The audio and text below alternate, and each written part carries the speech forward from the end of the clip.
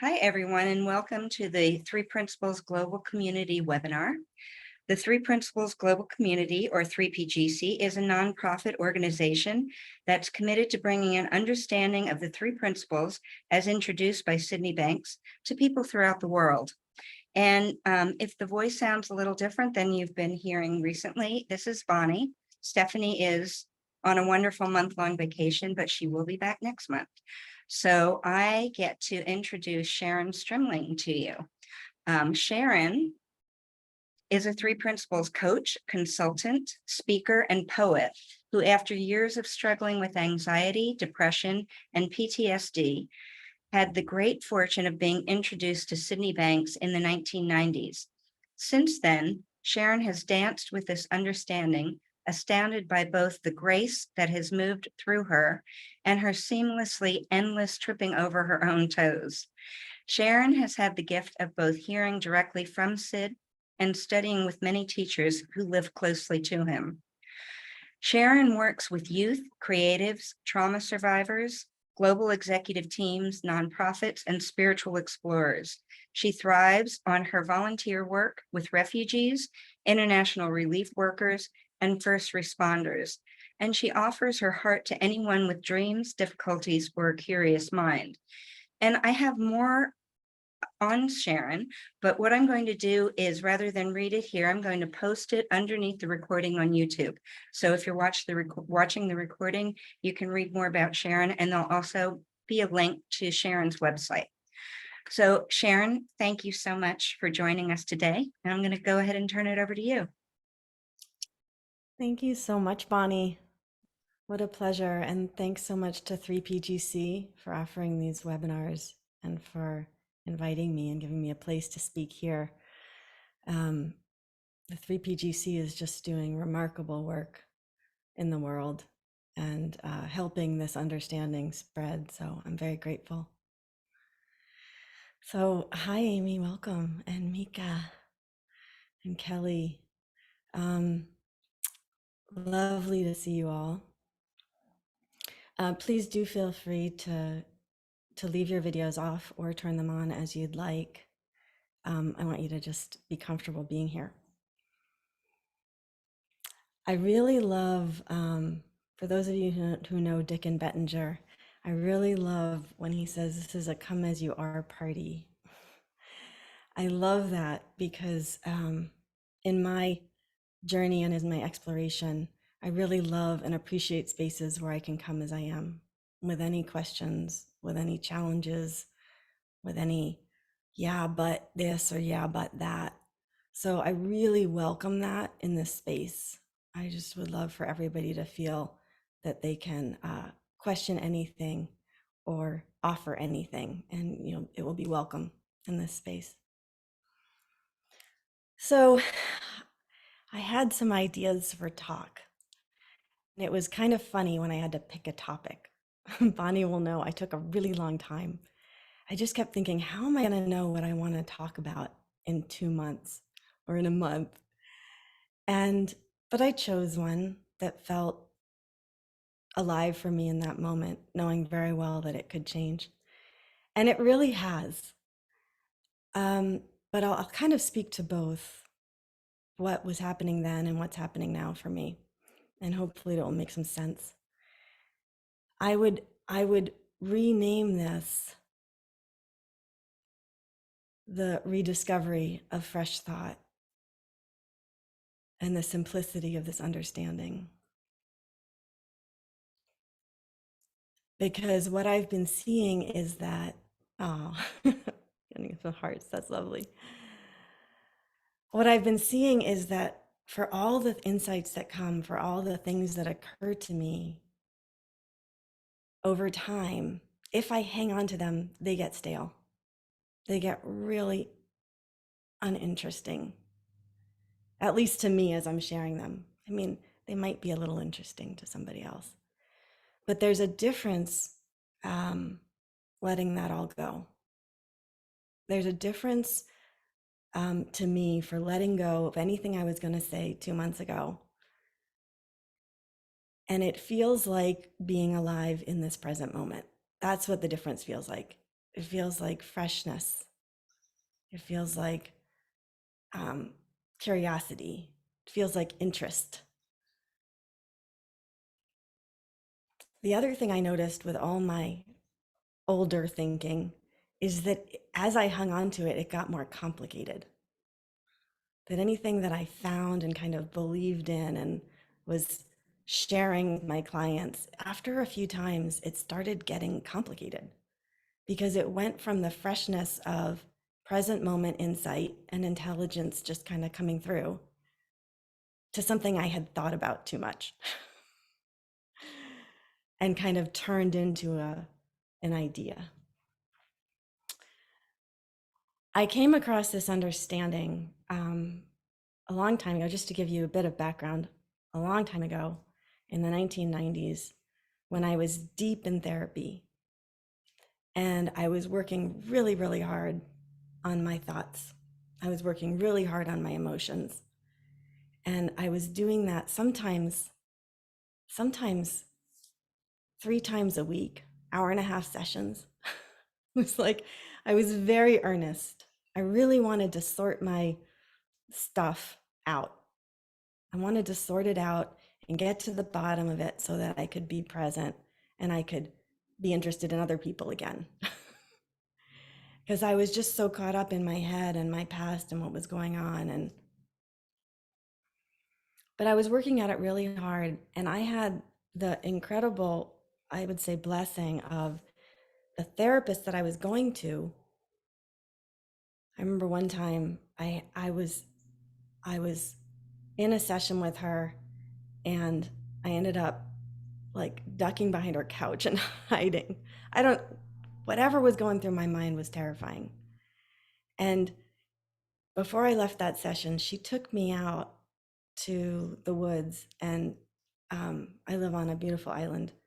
So we're kind of nature oriented there. And she had me take my shoes off and just feel my feet on the ground before I drove home. Well, the next time I went to her, she said to me something that really surprised me. She said, Sharon, I'm going to stop doing this work. I found something, at least temporarily, I found something that feels more helpful and better, and I want to learn it. So I'm going to take a year to do that. And I was really impressed that this person who was giving up her livelihood for, in service of her, in service of her patients. Well, she also said the woman that I've learned this from is coming to the vineyard next week. If you can join us for a weekend, I think you'll find it really interesting. Well, I was running a big business at that time, a massage practice, and it was the height of my season. And I said, gosh, there's no way I can do that, but can I meet her for an hour? And she arranged that. So I met this woman, Annika Hurwitz-Shawn, many of you know her. And in an hour, I heard something so simple. She was the first person I had spoken to who just felt like she was standing in something true, like unquestionably true. But wouldn't have used those words. But she just felt like she was standing on solid ground. And she felt well, right? She just felt like a well person. So I was captivated. And at the end of the hour, I said, how can I work with you? And she said, you can come see me for 4 days. And I went to my busy office that I said I couldn't be away from for a weekend. And I told them all that I was going away for 4 days, for 5 days actually. And I just did it. And what I heard that first introduction back in the 90s was that the very first thing I heard was that there is an intelligence to life and a resilience to life, to all of nature, that I could lean into. I heard that if I didn't work so hard, beautiful things would still happen. And essentially, I heard that I could take walks in the woods, I could take a nap, I could laugh with friends, and all of that would be in the service of well-being.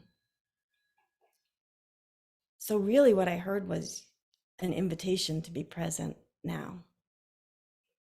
That for all the work that I was doing on myself, and I had felt this, like it was kind of like I was starting to suspect that it was a bottomless pit. That when I dove into painful thoughts, I could just keep going and keep going and keep going, and it may never end. And I also had started to sense that I was um, increasingly self absorbed.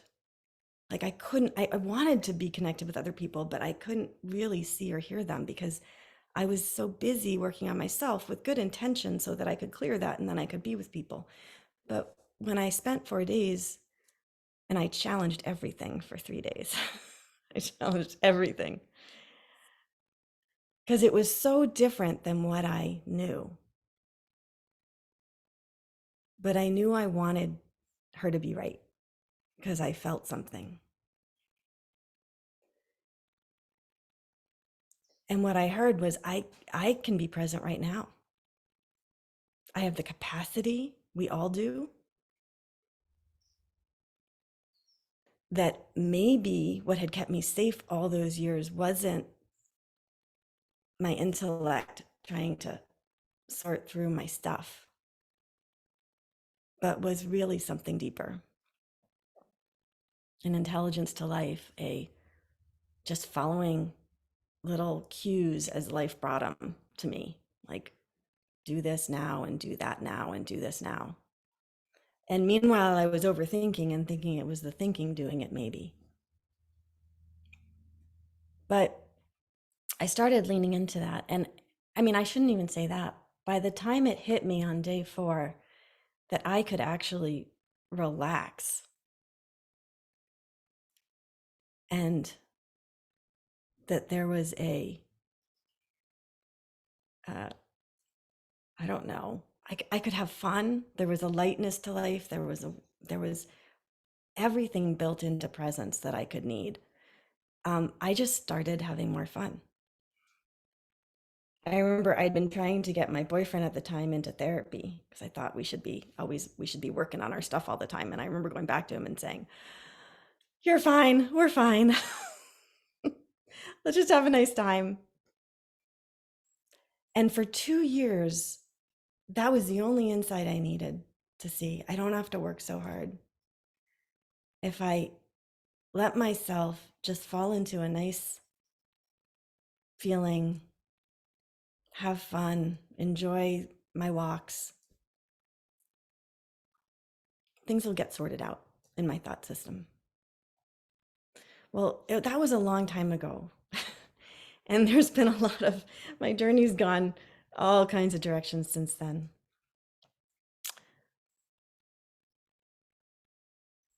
But there were a few times where I really saw that there was more to see. So that intelligence to life was really um, that was my starting point, and it's probably the feeling that I most um, easily remember. Like I love nature, and I look around all the time at the intelligence of life playing out in all of nature, and it's fun to see. I see little plants coming up between concrete, through the cracks in the concrete, and I see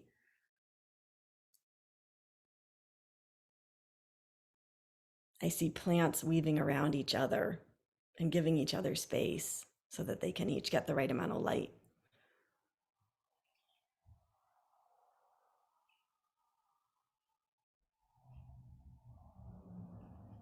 Thought was a little harder for me. So that was what Sydney Banks would call mind. Thought was a little harder for me. I could see that there's creativity to the way things come through me. I could see that I can think one way about something one day and then another way about something the next day. And I could see that happening. But it still often looked to me like um, things were a certain way in life and I could do the best I could with it with my thinking. I didn't quite get the impact of we're living in a world of thought. All I can experience, and Sid wasn't talking about cognitive thought. It's a creative process. It's like I think of it sometimes like a paintbrush. Like I see a scene and I'm going to paint that scene. And I'm going to use certain paints and brushes and it's going to look different than anybody else's painting. And the next day if I were to paint that scene, I would paint it differently. I would see it differently. But about I guess 6 or 7 years ago, when there was a lot of political stuff upheaval, I was on Salt Spring Island during our elections here in the U.S. and I was freaking out. I was really freaking out. I was scared and I was um, confused and I was starting to feel like, oh my gosh, this almost feels like the PTSD I used to have.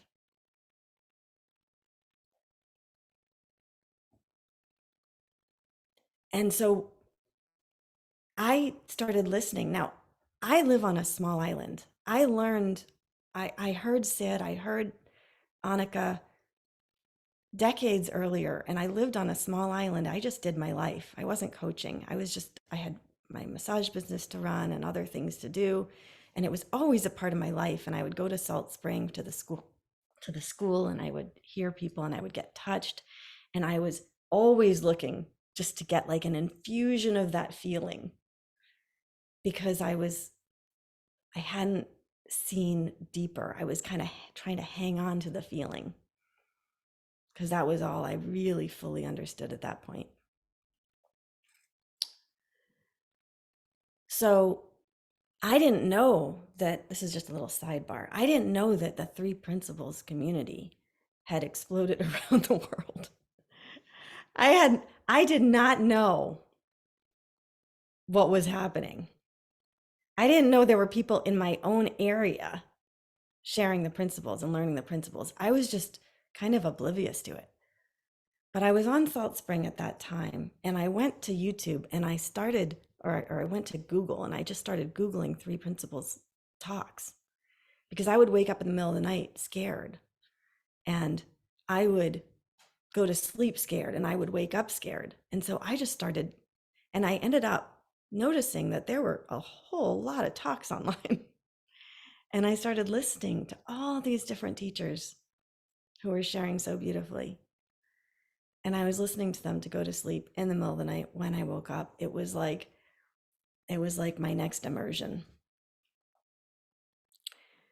And I remember seeing at that time that at some moments when I looked at the world, I was terrified.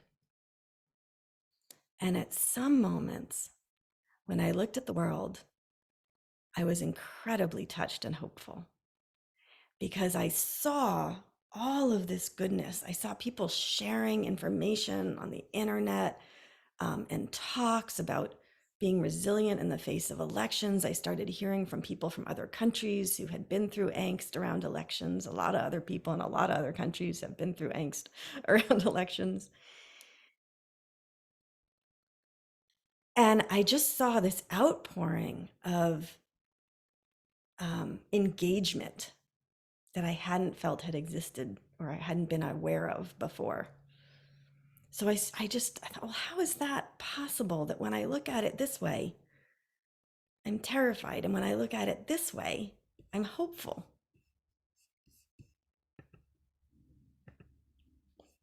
So this really started to land with me that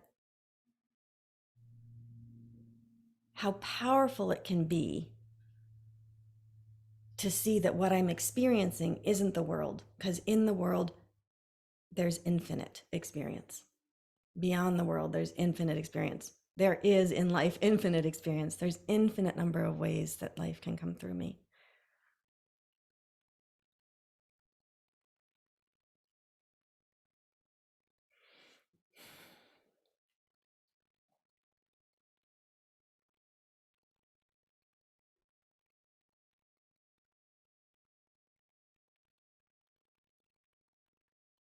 And that really made a big difference. I remember having a massive shift around world events. And in what surprised me was that as the stories of, I had stories about tragedy and stories about disaster and stories about the direction the world's going, as the stories became temporary, recognized for what they were, which is temporary, as thought comes and goes and thought comes and goes and depends on my mood, what I'm seeing. I still felt moved to be helpful. I still had guidance from wisdom to show up and do what I could to participate. In fact, I had more energy. I had more access to inspiration and creativity and compassion to make things happen in the world. Anyway, fast forward a bit further. I went through a really hard time a few years ago, and it surprised me. It really surprised me. It lasted. Like I had kind of gotten used to, I don't know for anybody in this room, if you kind of start to get used to things moving more quickly, as you have this understanding, I might check in with you guys and see. Yeah, I will. I'm going to check in with you in a bit and see kind of where you're at and what you're seeing. Because I'd really like to have a conversation with you, but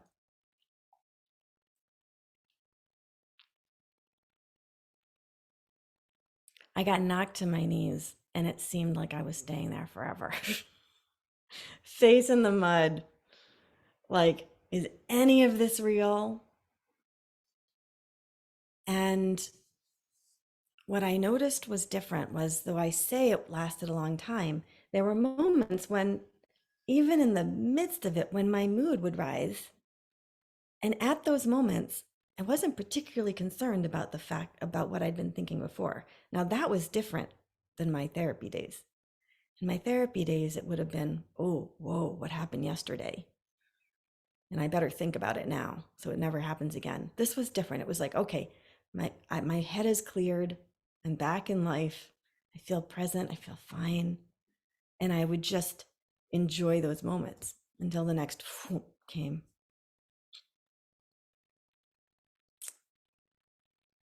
But I kept thinking, I never thought this would happen again. I thought I had this. I thought I got this.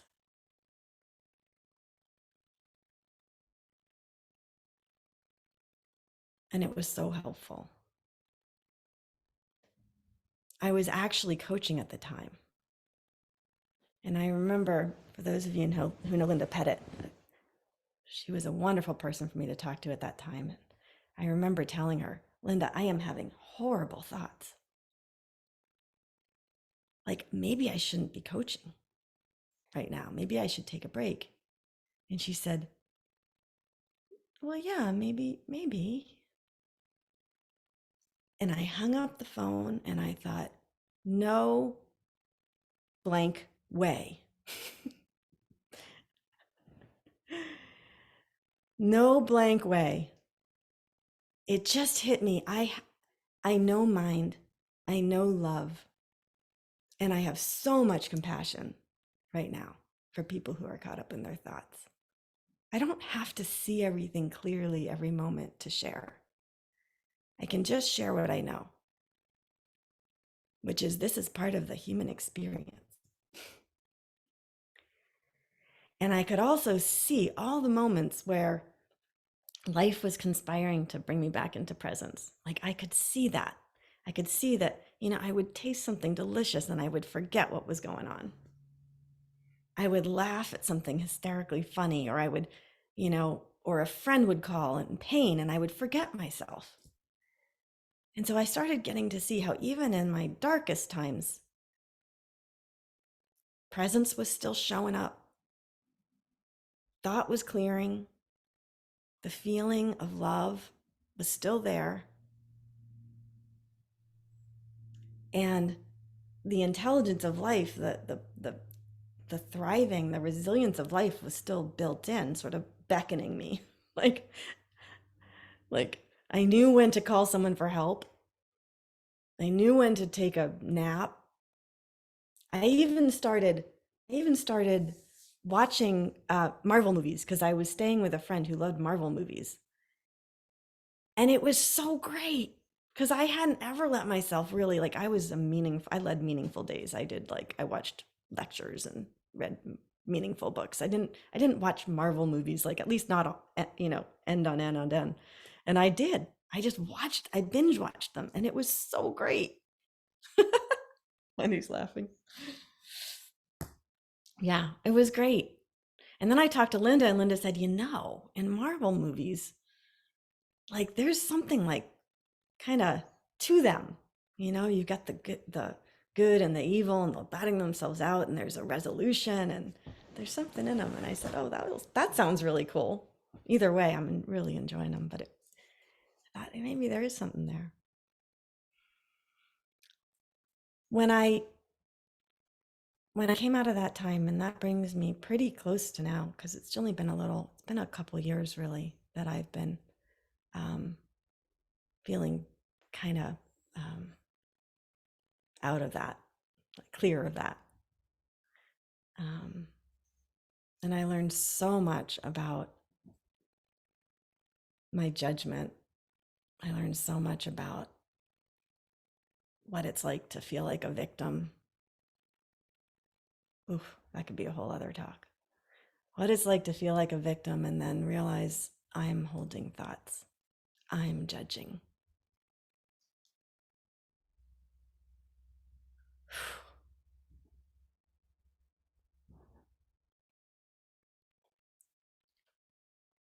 So when I thought about doing this talk, I was really in a space of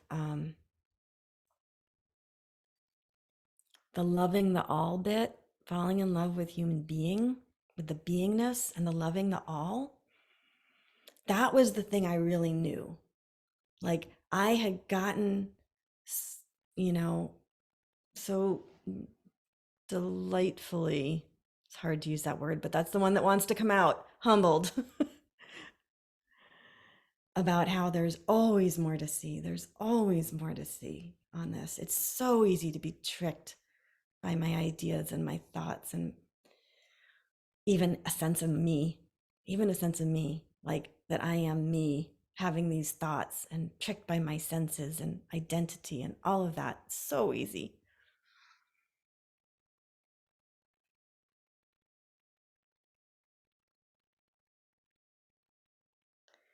That I realized what I had started to do was fall in love with that, fall in love with the mess, fall in love with the I'm grumpy, fall in love with the I just threw something harmless, but threw something across the kitchen. Arr! Like, fall in love with the oh my God, I'm such a victim right now, or I'm so needy or insecure. Just falling in love with that as part of the human experience. I couldn't know the freedom from that if I didn't know the being gripped by that. I couldn't have one without the other. I wrote in a poem one time, waking up would be a lost gift if we never fell asleep.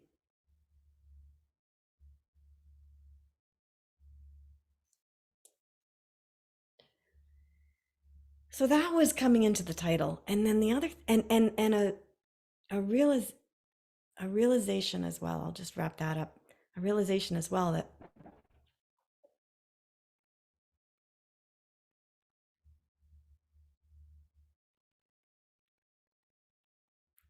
that when I would get troubled,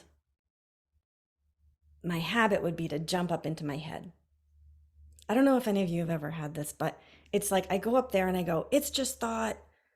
I shouldn't be thinking that. There is no other. We're all one, right? But it's all happening up here. It's just thought. Actually, I don't really ever even, I'll say it's thought. I never say it's just thought. That's so diminishing of a spiritual gift, but it's thought. and I'll try to work it out from here. And I started catching on to that more and more and more as a running away from just experiencing the presence of this moment if it's something uncomfortable or painful. And so I started just taking moments to just notice, oh my God, I went up here. I'm trying to principles myself out of, talk myself out of, it's not the principles, talk myself out of what I'm feeling. And I would just come back to the feeling and let it happen. And I noticed that it felt like a wave. This was an insight I had one time. It felt like I'd, when an uncomfortable feeling would come, I'd be holding back a wave and it would push me up here. How can I make this wave go away? But if I just feel the wave, and I love waves, I love being in the ocean. That's one of my favorite things. I feel the wave, it comes, it crescendos, it crests, it crashes. And then there's this beautiful, especially if you're on a pebbly beach, this like shh as it recedes.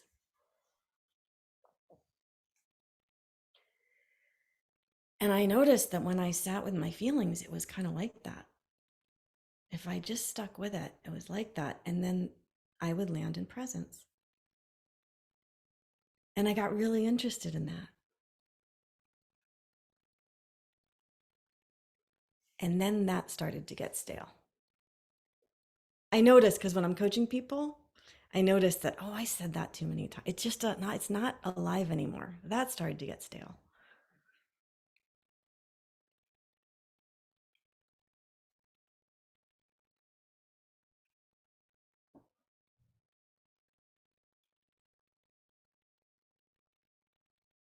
So the other part of the title was leaning into the light. And it was originally lightheartedness, but it just looked really long for the title. So I made it light, but it could be either.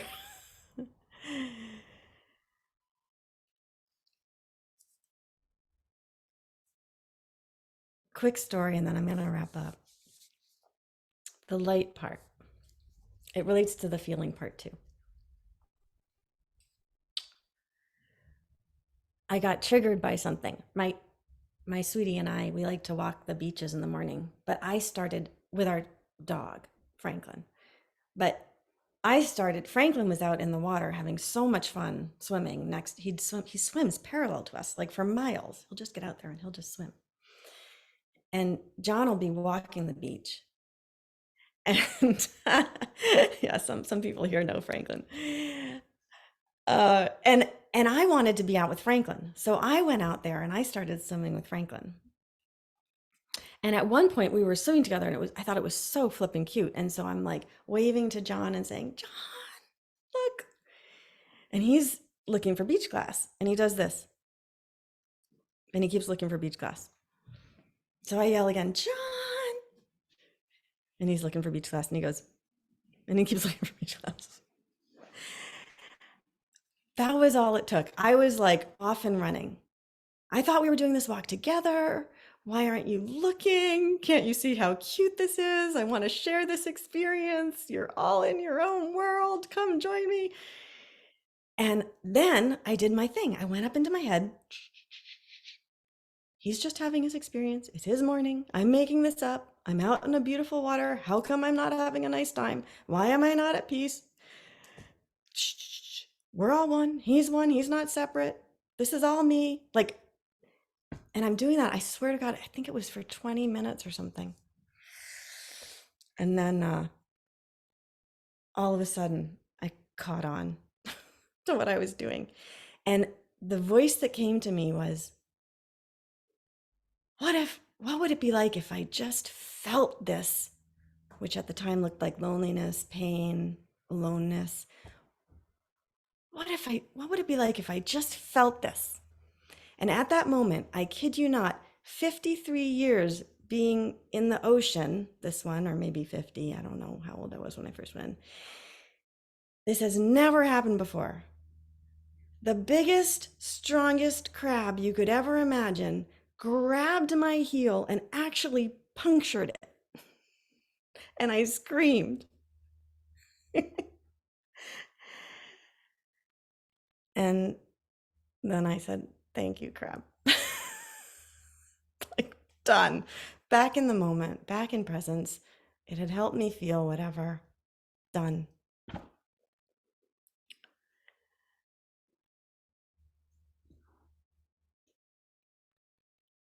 And then I saw from the 3PUK a talk that George Pransky did. And it was a supervision session. And if any of you haven't seen it, you might want to. It was so beautiful. He was talking to a woman who was working with kids who were being bullied. And I won't be able to do it justice here, at least not in the 1 minute I'm giving myself, but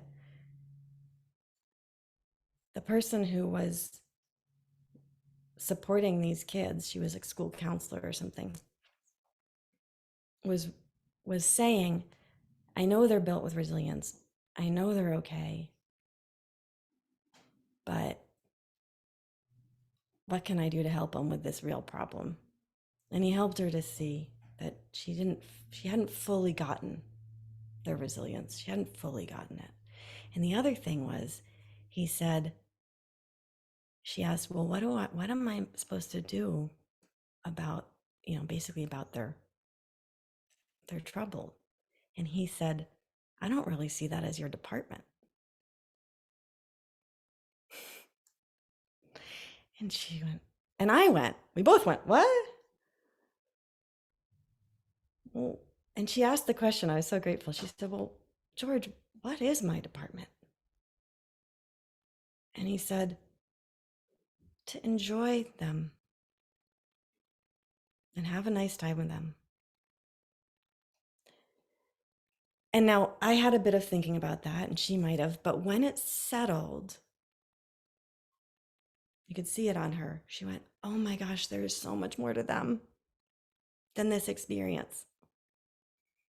She was seeing them just as what they were going through, not as all the other things that make them up that they might want to talk about, where they could see their health and resilience, where they could lighten up. And that session lightened me up a lot, watching that. And I saw how I'd started to take on my clients like I was concerned about them between sessions. Oh, that's not helpful. That's not helpful. And I started to catch on to that. So I would say this is fresh for me. The lightheartedness, especially right now with what's happening in the world and with working with refugees and first responders. I'm learning. I'm on a learning curve. But what I see about light and lightening up and being lighter, I love the word because it's both the capacity to see clearly when a light goes on. It's also lightness, as in not being heavy or weighed down by my thinking or what I'm making of things or stories. It's such a great word.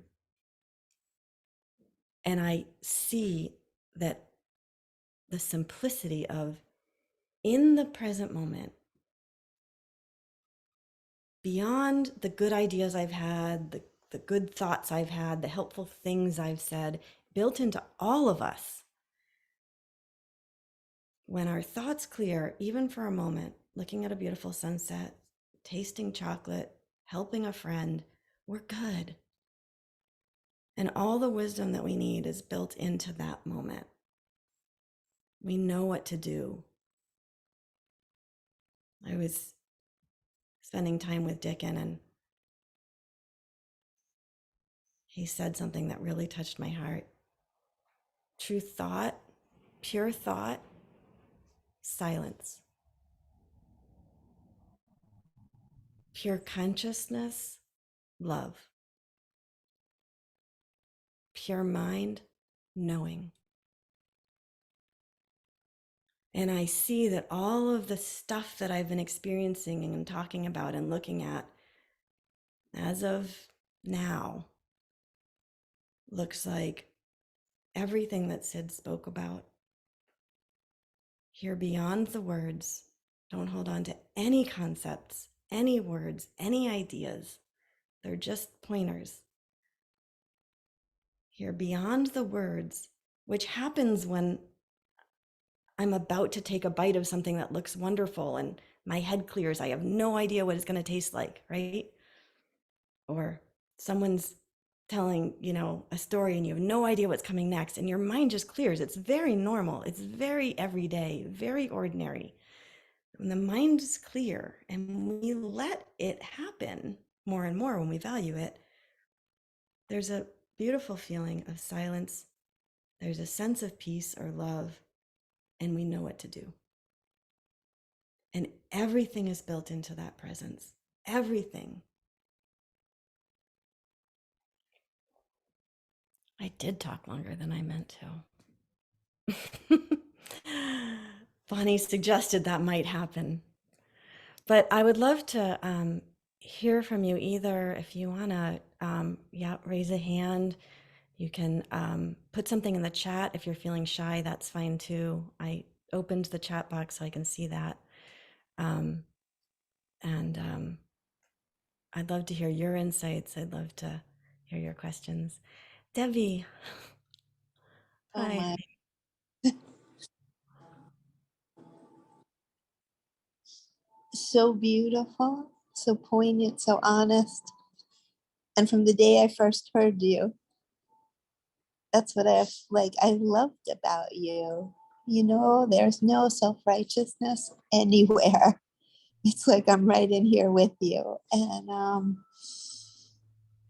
God, what's coming up so strongly right now is the sheer simplicity and beauty of knowing we are so held by grace, no matter what the circumstances.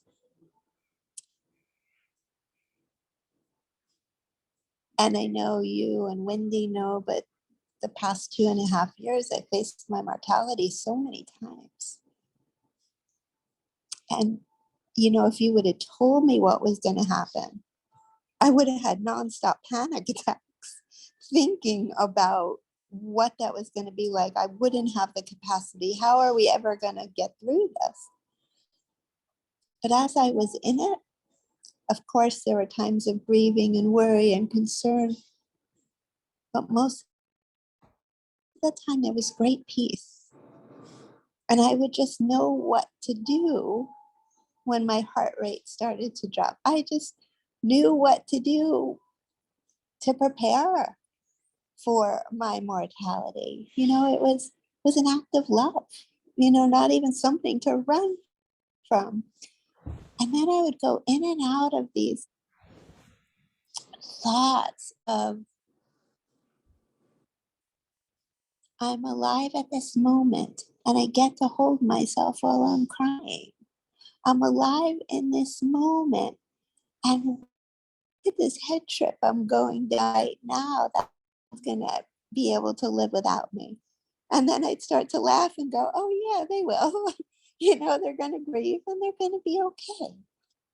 And then it was like, I looked at it as a rainbow. Like a rainbow is so gorgeous because of the contrast of the colors, the fullness of the word of this human experience, that we get to experience grief, we get to experience grace, we get to experience joy, we get to experience sorrow. And sometimes it feels like we're going to drown in it, but then those waves pull right back out and we can stand back up again. And I got to see this so really the other day. My son is just an adventurous spirit.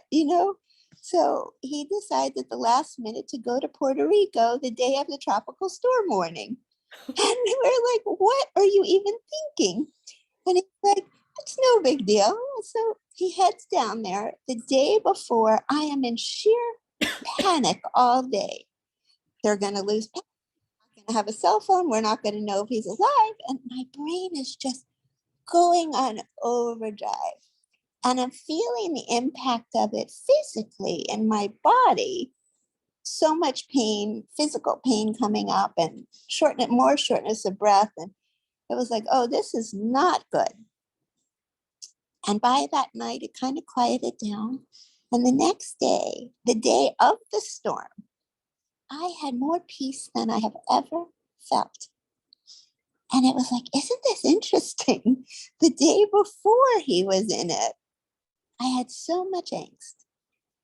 And then when I got to see that, wait, this is not good for me right now, I got to see palpably that it wasn't just emotionally suffering I was in physical suffering because of it too, and that it wasn't helping him in any way.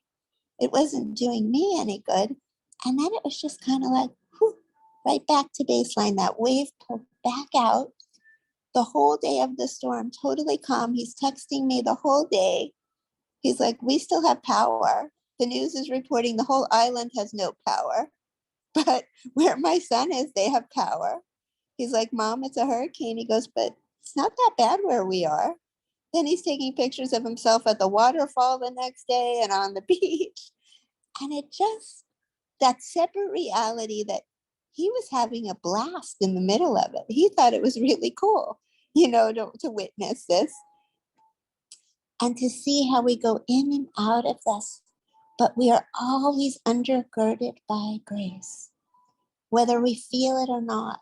We are always undergirded by love. For me, that love, that grace is God. Always there, ever present. Not one circumstance, situation I've ever been through, past, present, or future, that love was not there. That love that when I couldn't take another step forward, when I couldn't take my next breath, breathed through me, carried me. And it's the same for everybody. The same for everybody because that same God holds the planets in place, spins them at just the right speed, gives us gravity, whether you believe it or not, it's there. I love you so much. Thank you. Thank you. Thank you. Oh, thank you, Debbie. Mm, I love the way you talk from your experience. It's like, this is what you know. This was what I really needed to sit and reflect on before coming today. Was what do I know? Not what do I think? What have teachers told me? Had so many teachers in the world of the principles, but early on, I heard Sid say, don't follow me, don't do what I do, don't say what I say. You, the wisdom is in you. You are the same. I heard that so clearly. It was like his knowing, the force of his knowing that we all have what he had, that we haven't had his experiences, but we're built of the same intelligence. And the force of his knowing was palpable in the room. It was the most incredible feeling. It felt like generosity, but not the kind that you give, the kind that you know exists in somebody else. About 20 years later, I found a definition of generosity in some kind of yogic teachings, and it sounded kind of like that. I was like, oh, cool. That was the word that came to me in his presence, generosity. But it wasn't him giving something I didn't have. And when you guys share, like Debbie just did, from what she knows through her own experience, she's not speaking Sid's language. She's not speaking Dickens' language.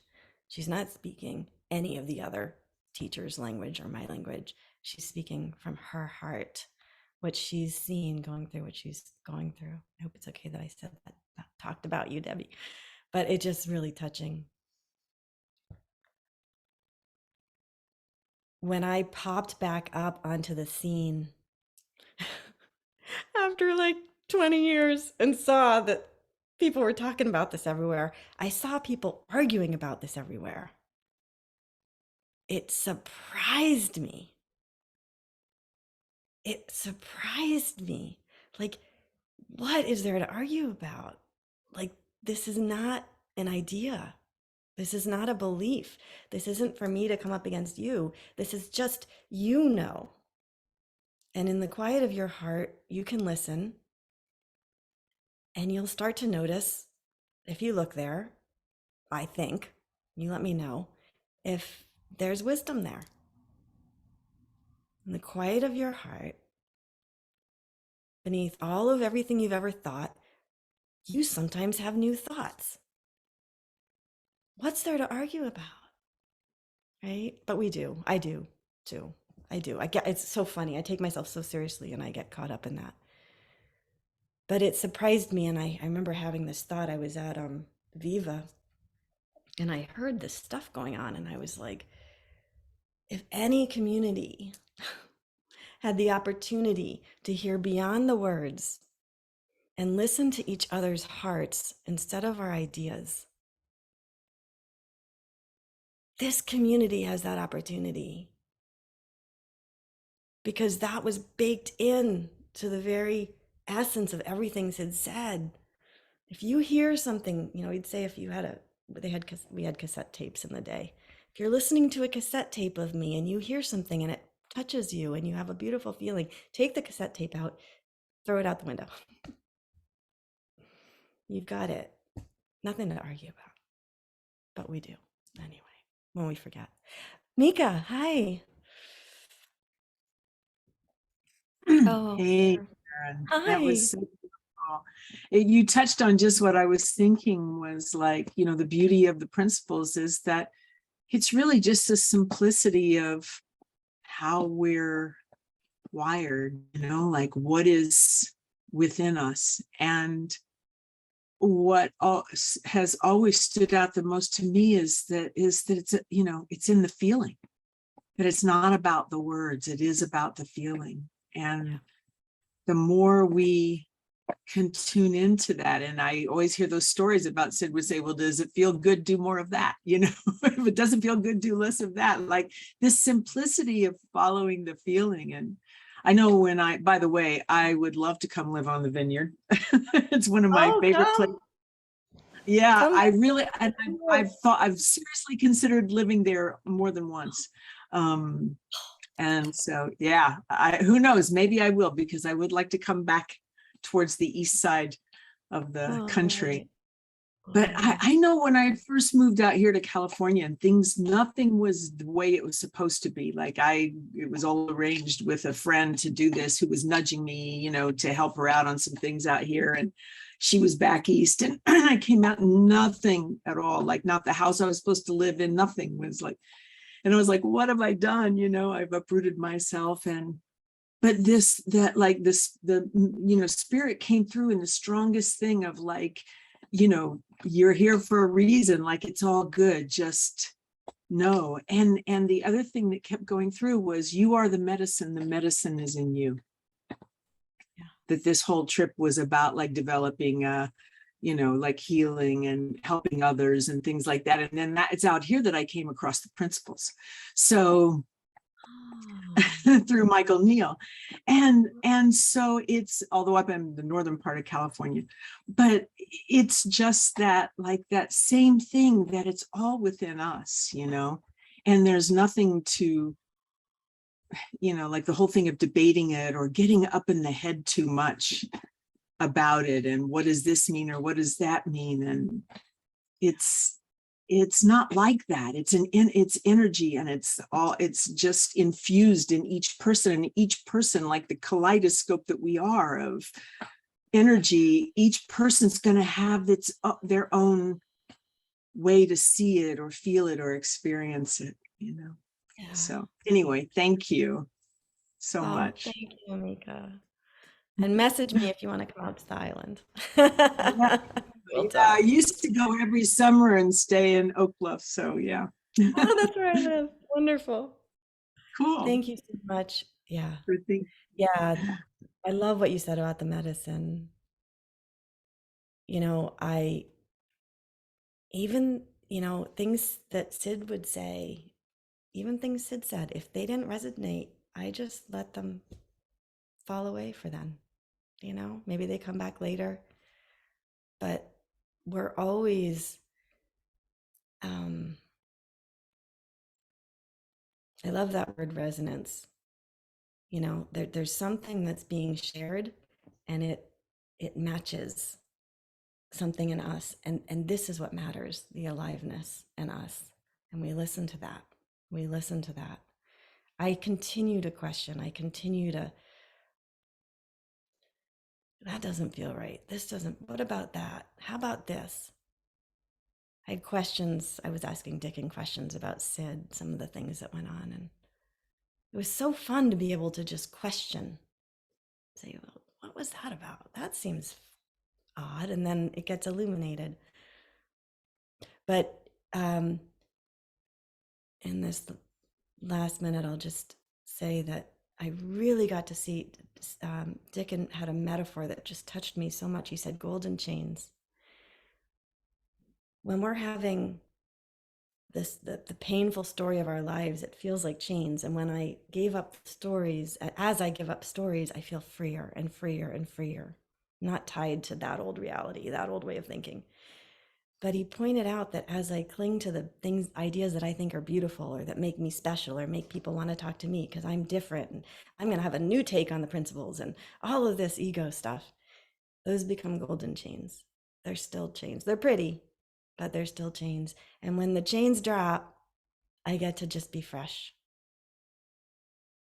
So that's what I was hoping to bring here today, is just that freshness,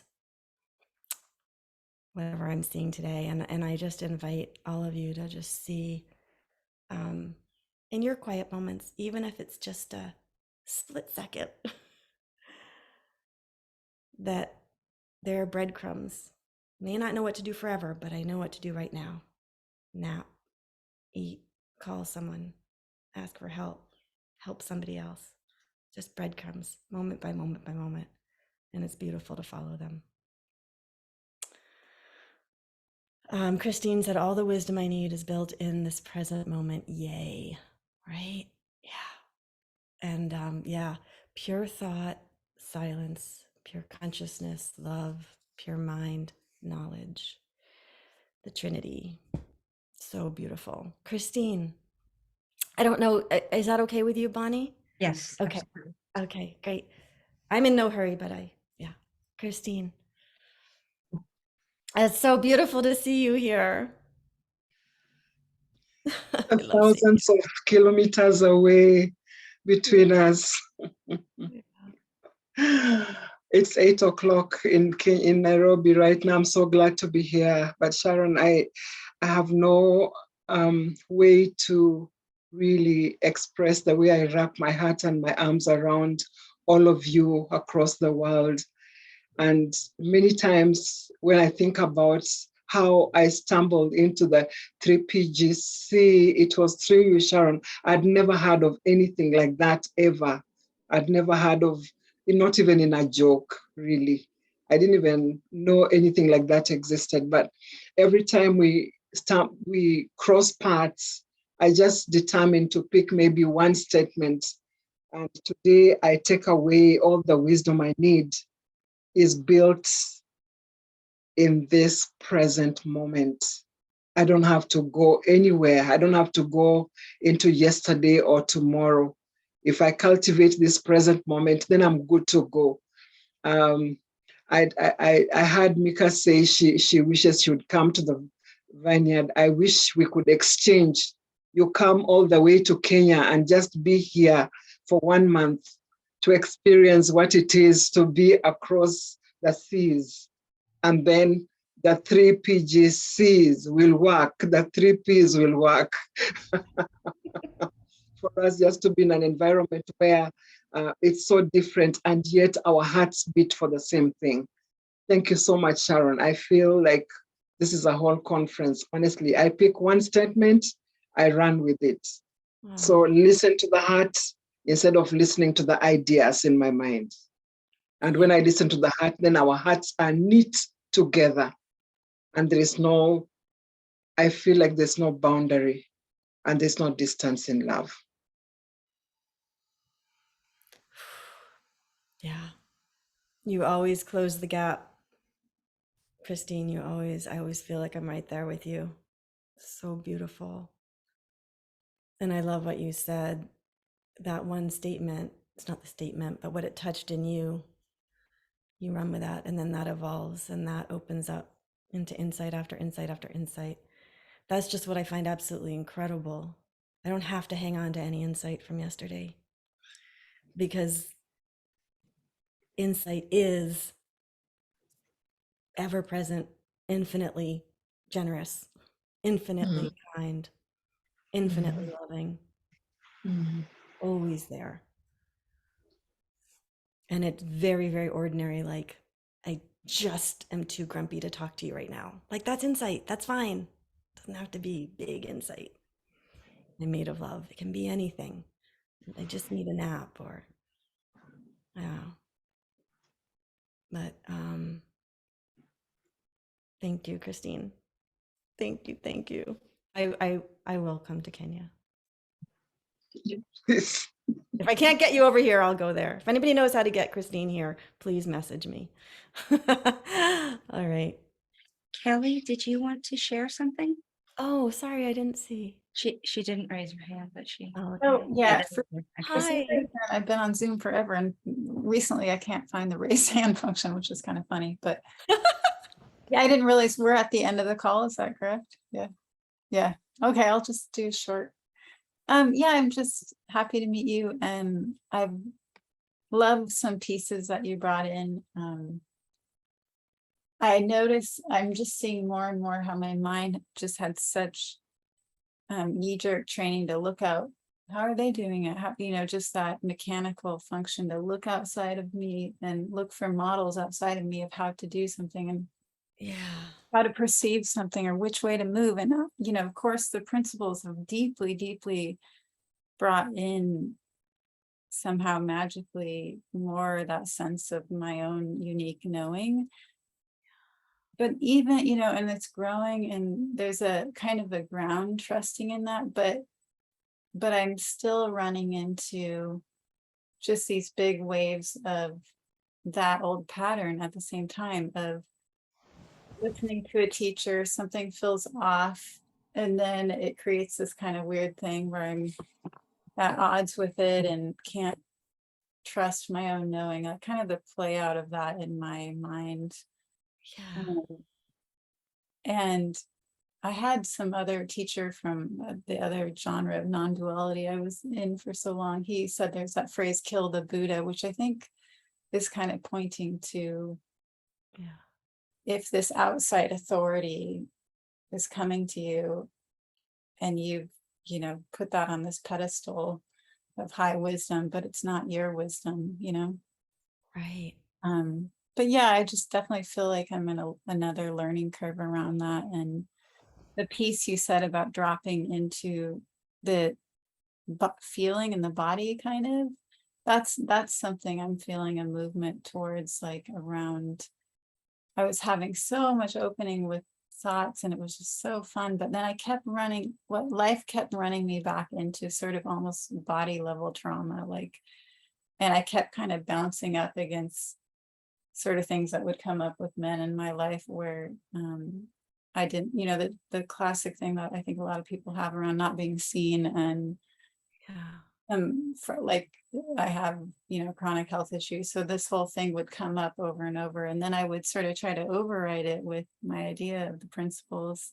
And something just wasn't working because life itself just kept bumping me there. So the movement I'm feeling lately is to actually just feel my body and be with any kind of subtle feelings. Often they'll feel kind of old or young or something, and not override that with my idea of the principles, or even if that's happening, because that feels like my wisdom, my experiment. So yeah, I guess that's just my thing. I love what you're saying. Sid did not want us to follow him. He did not. He couldn't have emphasized that more. He, I think, did want us to feel the space he was pointing to, like in our own way, and have that, know that we are that wisdom. Yeah. I don't judge anything that my wisdom I mean, I do sometimes, but less and less I judge what my wisdom is directing me to do. I will say that I'm learning to have body feeling from presence. In other words, instead of focusing on it, I'm learning to just quiet. It's that same silence, just sort of there's an image that I had of, rather than, you know, your blue sky and you're moving through clouds, kind of going into the clouds and then focusing on them and working on them from here. Yeah. I had this image of floating almost like a feather gently through the clouds, just floating through them and landing on ground. But that's just the way it came to me.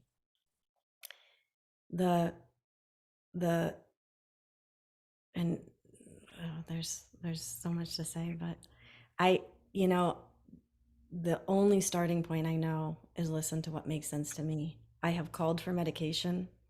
I have looked for, you know, I mean, I have, and and even and and those things haven't been the end. They've just been the moment Right. that It's my always, wisdom has, it's like a breadcrumb. Like yes. I called Bill Pettit and said at one point and said, I think I just need meds to be able to hear again because I can't hear anything over the noise in my head. Yeah. And we talked about it. And I think the relief of following my wisdom and giving myself permission to do anything that called to me Yes. settled my mind. The next morning I woke up and I had a different idea. Yeah. And I Yeah. went dancing, right? And it Totally. was like, it's like I can make such a mess up here thinking Yeah. about how somebody would say I should do it and how would look bad or feel like wrong. Yeah. And I just let myself, it's like opening the doorway to just letting myself honor the wisdom that's coming to me. Just doing that quiets the mind and I just fall back home. I Mm. just remember it's here. I can just go here without thought. Fall into the knowing, fall into the silence, fall into the simplicity, fall into the knowing that no matter what someone's doing out there, there is an infinite capacity for Mm. responding. There's an infinite creative process that's happening, and that experience could change any moment. Mhm. Yeah. Beautiful. I love that. Yeah. Well, I hope that's helpful. Yeah. It is. Thank you. I love what you said. Thank you. Hi, Wendy. Hello. This has just been a wonderful, wonderful time, and doesn't surprise me. Um, the clarity and the simplicity and the ease. One of the best things about finding the principles and the people that are in this conversation is the lack of jargon, the lack of. There's just something really powerful to me about, on one hand, it's, forgive the expression, it's woo woo to me. And on the other hand, it's the most grounding, practical, wow, I should have had a V8, head slapping kind of like, oh, I've been doing this my whole life, or these insights have come to me forever, or is that what you mean? And oh, yeah, being in the present moment. Thank you, Mr. Crab, for making me stop being mad at my sweetie. Right? I totally get that. Like, ooh, shiny. Something just whizzed by and it took me back to the present moment, right? So I really appreciated how you said that. And in terms of the call of the body, like you just said, maybe I need medications to make my brain stop overdrive. Wow. And then Kelly was talking about, trying to override her whatever was going on in her body with some sort of talking herself out of it or trying to be wiser with the three principles words. Reminds me, I'm a nurse, and one of the things I found really, really helpful as a concept is the immune system of the mind, the immune system of psychology. And I never have in my entire life, and I don't know that there's going to be a day when I am going to be worried about, did I get sufficient oxygen with that last breath? Ooh, I wonder if the carbon dioxide is leaving at the right rate of speed. Gee, I hope that my body just made enough red blood cells in the last 10 minutes. Gee, I wonder if my breakfast is being, taken up, my gut is really taking care of my breakfast this morning. Like, I have never once tried to hope that but do I second guess and hope that my mind and my coping and my, the up and down nature of the waves of life have I been taught, conditioned to look there, double check, question, go to a therapist, chew it up, yeah. And it's the only system in my beautiful mechanism of a body, mind, and spirit that I've ever taken the time to try to, in the past, to try to break down and make sure it was working and redirect it and correct it. I don't do that with anything else, but I've been conditioned to do that. And this understanding has opened that all up, saying you can trust that True North is at your disposal all the time, every moment, every day. And it's kind of, I haven't had to retrain myself. I've just gone, oh, and I sit back and relax. Unbelievably beautiful, unbelievably grateful. And this conversation has only made it even more beautiful. So thank you. Oh, thank you so much, Wendy. Thank you. It is one of those things we go, oh, how did I make it up that I wouldn't have? I can handle, you can cut my leg to do surgery and it will heal, but I can't handle a hard feeling. It's bizarre, but that's just what we learned. We and then we catch on. Thank you so much. Sharon, thank you. This was absolutely beautiful. Oh, Thank you. thank you so much, Bonnie. Yeah. And I just want to share, I did say in the beginning of the hour that Stephanie will be back next month. She is actually going to be back as the speaker. So hopefully you can all join us next month as well. Thanks, everyone.